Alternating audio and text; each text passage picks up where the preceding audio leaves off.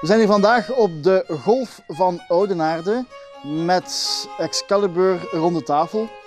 Een uniek kweeste van 12 ridderlijke ondernemers die krachtig vanuit het hart samen willen verbinden. Ben je geïnteresseerd om deel te nemen?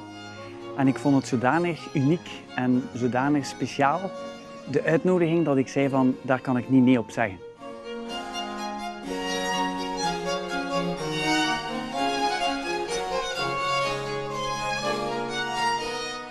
Dat we op een hele korte tijd heel diep verbonden zijn geraakt met andere deelnemers. We hebben elkaar struggles ervaren.